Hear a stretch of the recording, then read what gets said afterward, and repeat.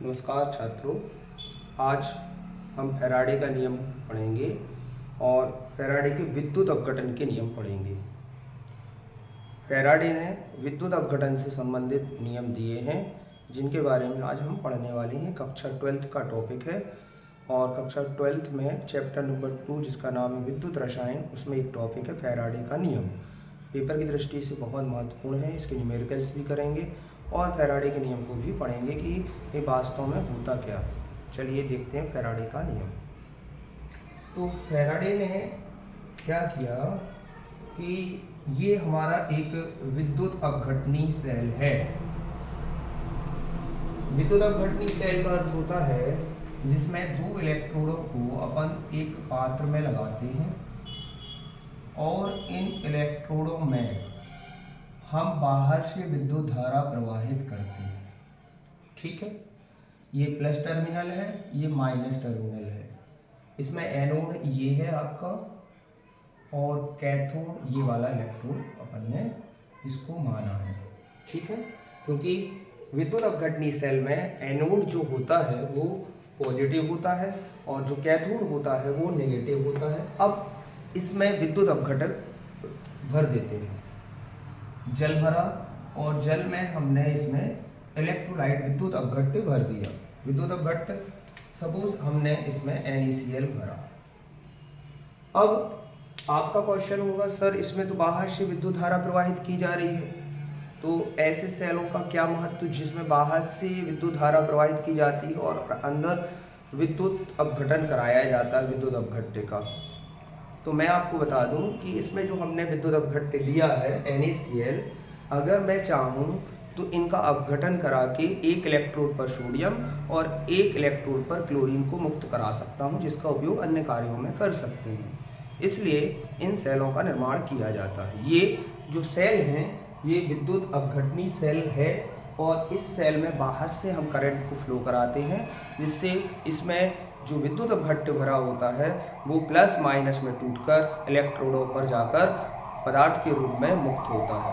तो ये जो सेल है ये पदार्थ को, जो विद्युत अपघट्य इसमें भरा हुआ है, उस पदार्थ को इलेक्ट्रोड पर मुक्त करा और उस इलेक्ट्रोड पर मुक्त होने वाली पदार्थ की मात्रा किस बात पर डिपेंड करती है कि आप इसमें से कितना करंट फ्लो करा रहे हैं, कितना आवेश फ्लो करा रहे हैं। जितना ज़्यादा आप आवेश फ्लो कराएंगे उसमें से ये जो विद्युत अपघट्य का प्लस और माइनस पार्ट है ये इलेक्ट्रोड पर जाकर मुक्त हो जाएगा। उदाहरण के लिए यहाँ एनोड प्लस का है तो इसकी तरफ क्लोरीन अट्रैक्ट होगा और ये कैथोड माइनस का है तो इसके तरफ सोडियम जाएगा। तो इन इलेक्ट्रोड पर जो पदार्थ की मात्राएं, सोडियम और क्लोरीन की आयन की जो मात्राएं पहुंच रही हैं ये कितनी पहुंचेंगी, इस डिपेंड करता है इस धारा के ऊपर कि आपने इसमें से कितना आवेश करंट इसमें से प्रवाहित किया है। तो फैराडे के प्रथम नियम में यही बात बताई गई है कि इलेक्ट्रोड पर मुक्त होने वाली पदार्थ की मात्रा, जिसको अपन W कहेंगे, ये W क्या है, मुक्त पदार्थ की मात्रा। किसके मुक्त पदार्थ की मात्रा, जो आपने विद्युत अपघट्य भरा है वो। तो इस फैराडे के प्रथम नियम में यही बात कही गई कि जो इलेक्ट्रोड पर मुक्त होने वाली पदार्थ की मात्रा W है वह प्रवाहित आवेश की मात्रा के समानुपाती होती है। अर्थात जितना ज़्यादा आप आवेश प्रवाहित करेंगे उतना ही ज़्यादा पदार्थ इलेक्ट्रोड पर मुक्त होगा। तो इसके अनुसार W समानुपाती Q, जहाँ W मुक्त पदार्थ की मात्रा है और Q जो है वो आवेश की मात्रा है। अब यहाँ से जब मैं इसको सॉल्व करूंगा तो W इक्वल टू ZQ आ जाएगा, जहाँ Z एक कांस्टेंट है, जहाँ Z एक नियतांक है जिसे विद्युत रासायनिक तुल्यांक कहते हैं, जिसे विद्युत रासायनिक तुल्यांक कहते हैं।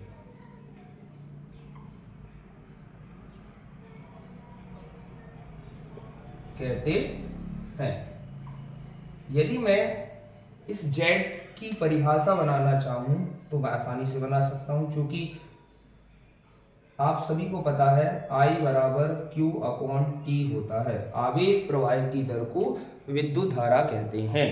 तो यहाँ से Q की वैल्यू जब हम निकालेंगे तो Q बराबर आ जाएगा IT, और इस Q की वैल्यू को हम इस इक्वेशन फर्स्ट में रख देंगे। तो समीकरण 1 में वैल्यू रख दीजिए।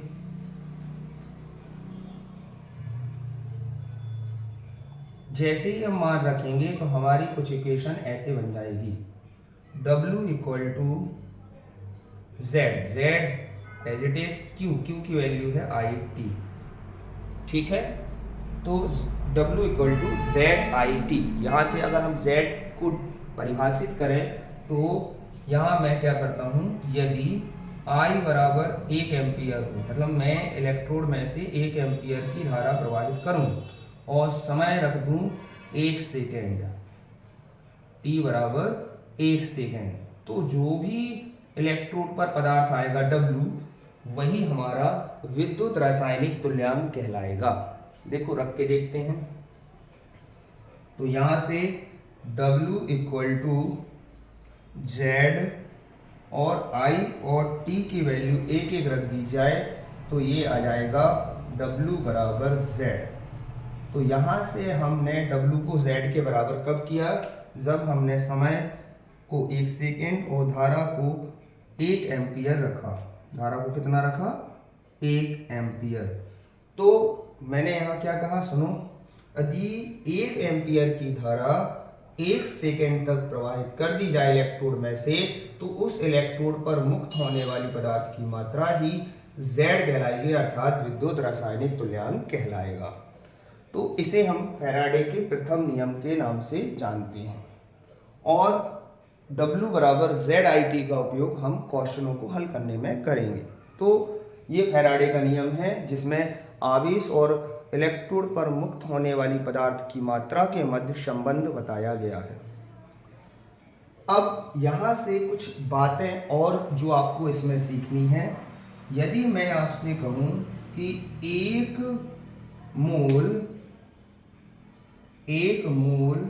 इलेक्ट्रॉन पर आवेश की गणना करो, तो 1 मोल इलेक्ट्रॉन पर आवेश कितना होता है, इसको कैसे निकालेंगे।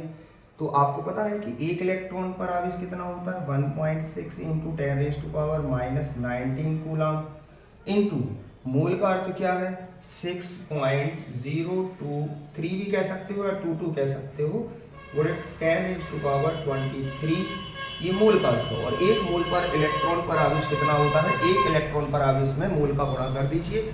मोल अणु, परमाणु और आयनों को गिनने के लिए इकाई है, जो कि आपके 11th में आपने सीखा होगा। इस प्रकार 1 दर्जन में 12 वस्तुएं होती हैं, इसी प्रकार शतक में 100 मानते हैं, इसी प्रकार मोल में इतने ही अणु परमाणु होते हैं, 6.022 इंटू 10⁻23।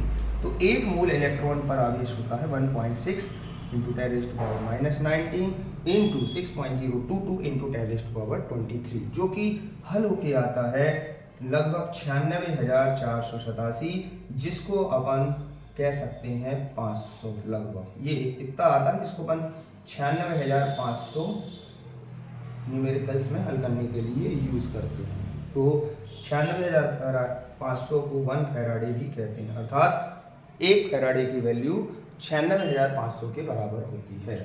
तो अगर आपको एक क्वेश्चन आ जाए कि एल्यूमिनियम प्लस 3, ध्यान से देखना, एल्यूमिनियम प्लस 3 को एल्यूमिनियम में बदलने के लिए कितने आवेश की आवश्यकता होगी, मतलब इसमें अगर हम कोई एल्यूमिनियम का विद्युत अपघट्य भर दें तो वो कितना एल्यूमिनियम पदार्थ इलेक्ट्रोड पर मुक्त होगा, उसकी गणना करना है, कितना आवेश इसको देना पड़ेगा। तो उसके लिए आपको क्या करना है, ये एल्यूमिनियम प्लस 3 का अर्थ है कि 3 इलेक्ट्रॉन जब ये ग्रहण करेगा तो ये एल्यूमिनियम में बदल जाएगा। अब आपको पता है कि मोल में अगर हम इसे कैलकुलेट करें तो आवेश की गणना करने के लिए फॉर्मूला है Q बराबर NF, अर्थात इलेक्ट्रॉनों की संख्या में आवेश फैराडे का गुणा कर दीजिए तो आपका Q निकल जाता है। कैसे, यहाँ कितने इलेक्ट्रॉन की आवश्यकता है, 3, और 1 फैराडे की वैल्यू कितनी होती है, 96,500। तो इस प्रकार यहाँ से हम गुणा करेंगे तो तो 15, एक कैरी आया 18 और एक 19, कैरी एक आया 27 और एक 28। तो इस प्रकार इतने कूलाम आवेश की आवश्यकता पड़ेगी। अब कितने 2,89,500 कूलाम आवेश की आवश्यकता पड़ेगी एल्यूमिनियम +3 को एल्यूमिनियम में बदलने के लिए। ऐसे प्रश्न पेपर में बहुत पूछे जाते हैं। तो ये कुछ फैराडे के प्रथम नियम का उदाहरण है, इस पर आधारित कुछ प्रश्न होते हैं और ये फैराडे का प्रथम नियम है। तो इसको बहुत अच्छे से पढ़िएगा, ये बहुत इंपॉर्टेंट है। धन्यवाद। आज की क्लास को यहीं समाप्त करते हैं। कल अपन फैराडे के द्वितीय नियम को पढ़ेंगे। Thank you.